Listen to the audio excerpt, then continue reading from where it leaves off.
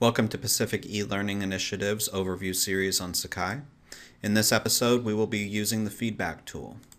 In this episode, you will learn to organize your grades in Excel, export your grades to a CSV file, and upload your grades to Sakai.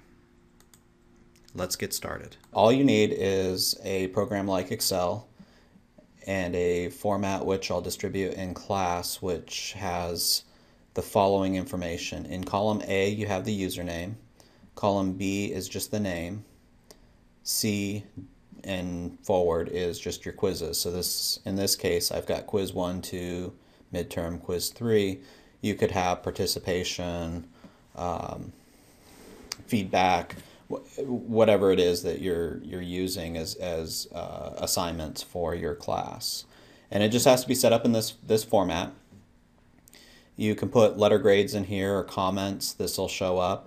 For this particular example, I've got 2 students in this class, and here are their grades. Now, their username and name has to be set up fairly.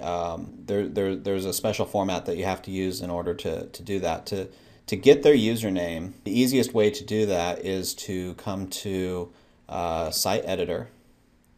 And from Site Editor, you can say, you can just scroll down and you'll see your participants. In this case, we've got quite a few people.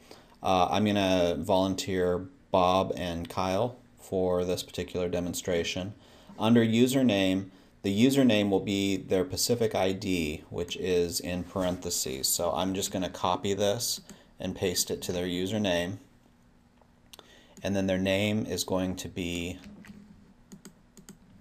right next to that. So their name will be the full name, their username will be like B. Beachel, and if we look at Kyle, we'll get his username. Now you have to be careful when you're copying and pasting this way because you don't want any spaces in here. When you upload it, it could, you can check to make sure that the cursor is right next to the last letter of the name. If there's a space like that, it won't work. It has to have absolutely no spaces in the username. So in this case, we tested out, there's no spaces. So we're ready to save our grade book. So you can actually, in this case, I've got an average here.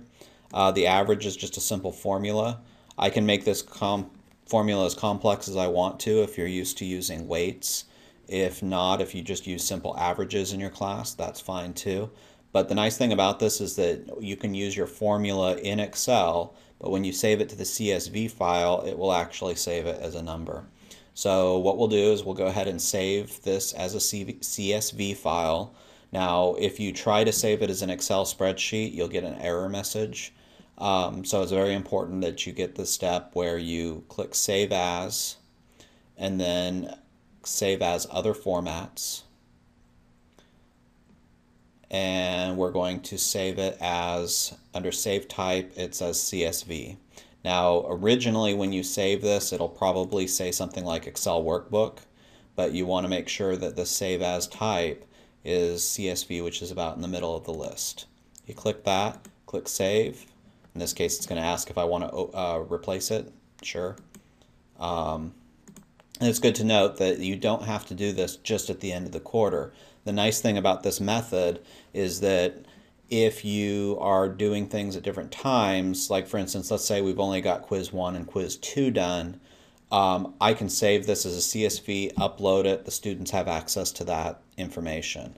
Then later when midterm comes out, I do my grading, I put their grades in, and then I save it as a CSV and upload it. And I just overwrite the old document, upload the new one, and it will replace whatever information is in your feedback tool with the information that you're trying to upload. So here we have it. I've saved it. I come back to Sakai over here, and now what I'm going to do is go to Feedback. And you'll notice that there's nothing here right now, but all I have to do is now click Add. Title, I'm going to put Gradebook. And it can be anything. I put gradebook, you can put grades, you can put assignments, whatever it is that you want. Choose a file.